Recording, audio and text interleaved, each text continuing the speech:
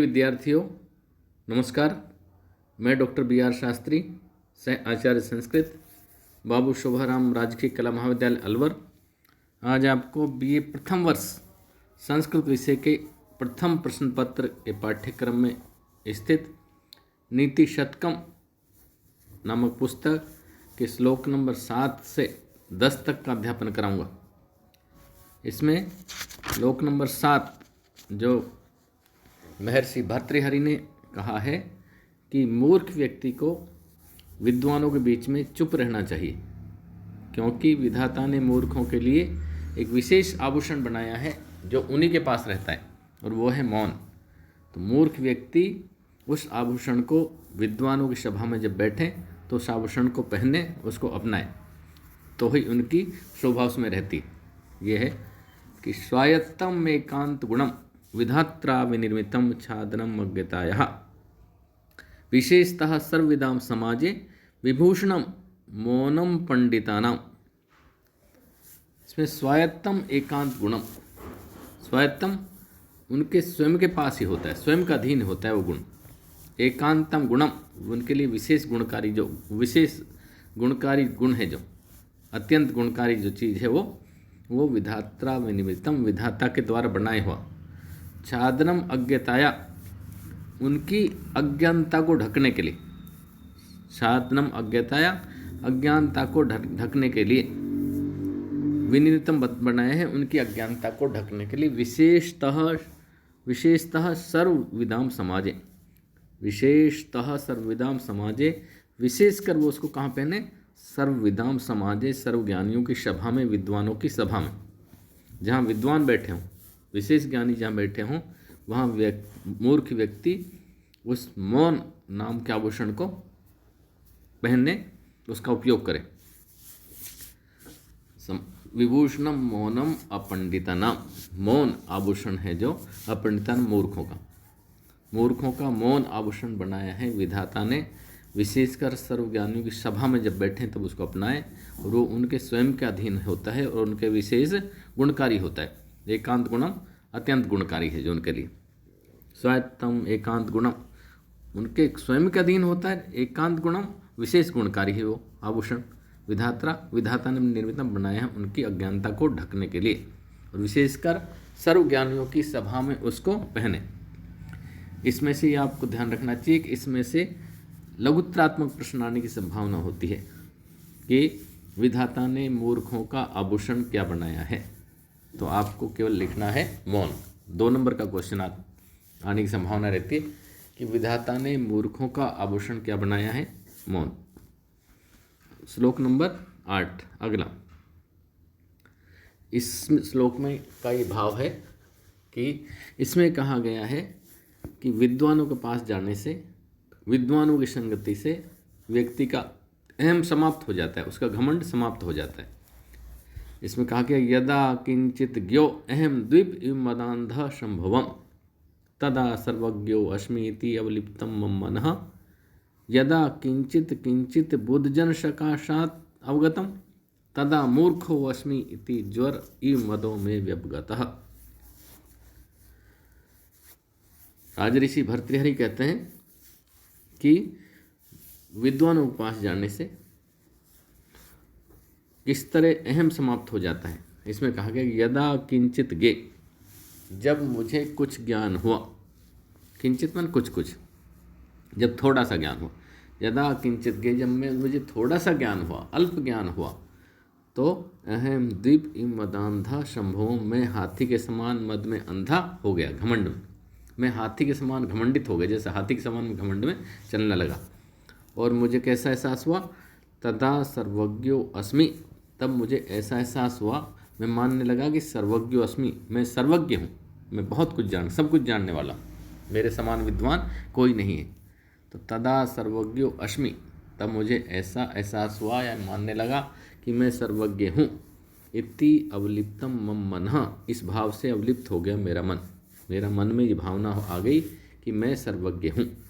लेकिन यदा किंचित, पर जब कुछ बुद्धजन सकाशाद अवगतम, जब मैं कुछ विद्वानों के पास गया, लेकिन जब मैं कुछ कुछ विद्वानों के पास गया, विद्वानों की संगति में गया, तदा मूर्खो अस्मि, तो मुझे लगा कि मूर्खो अस्मि, मैं तो मूर्ख हूँ।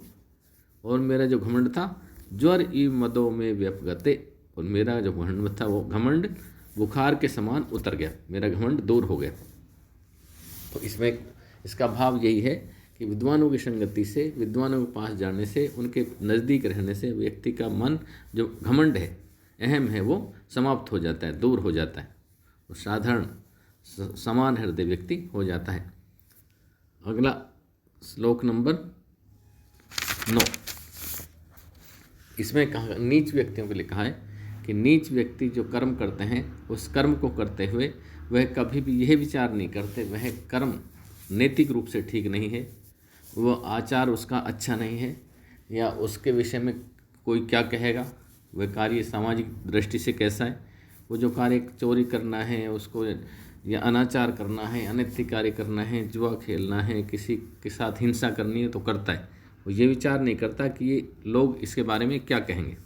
इसमें उदाहरण दिया है कि जैसे कुत्ता सड़ी गली दुर्गंध युक्त हड्डी को खाते हुए पास में खड़े हुए इंद्र की भी चिंता नहीं करता है, उसी तरह नीच व्यक्ति भी अपने द्वारा किए गए कार्य की निम्नता के बारे में विचार नहीं करता है, वो तो उस कार्य को करता ही है।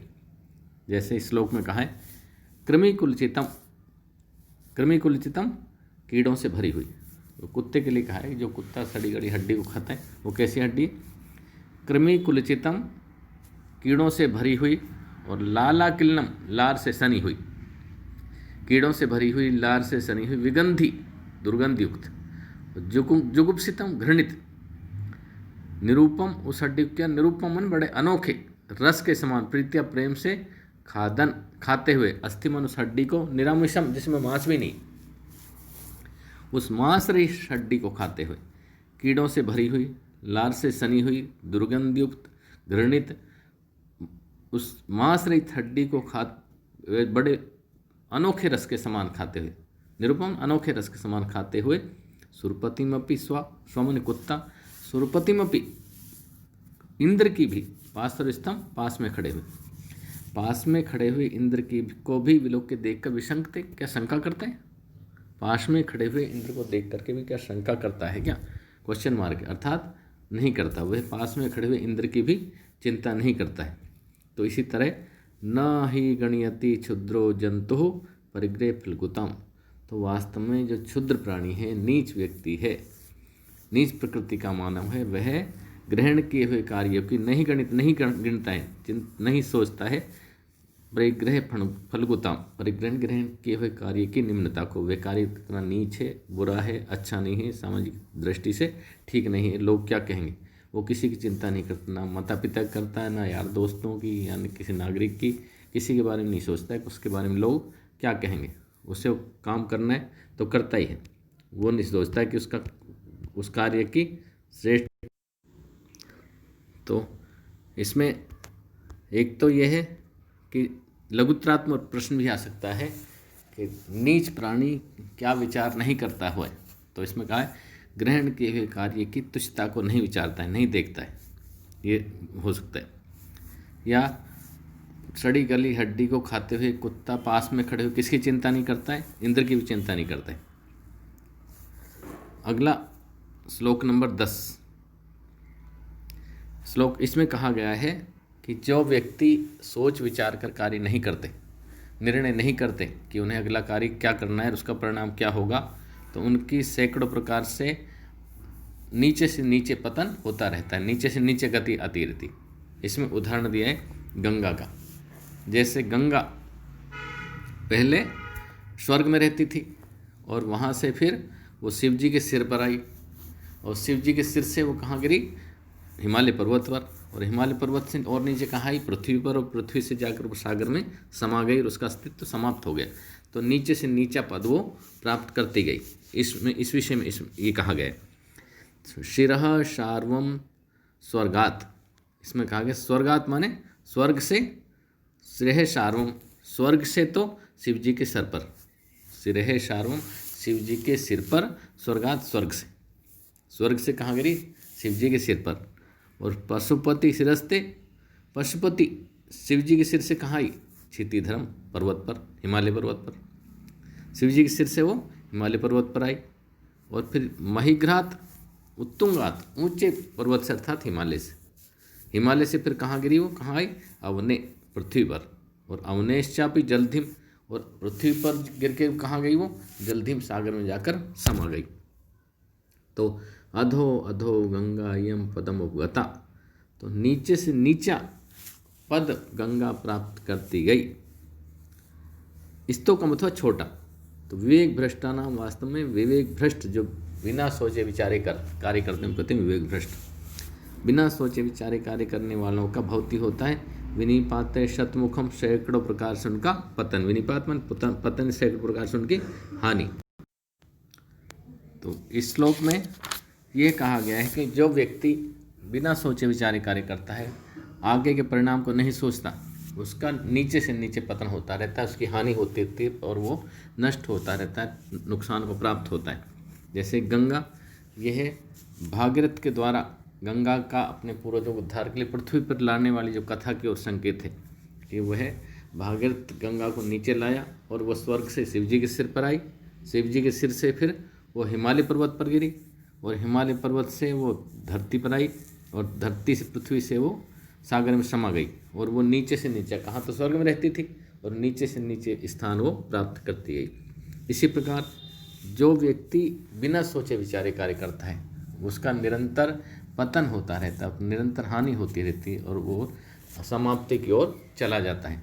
ये इसका मुख्य रूप से भावार्थ है।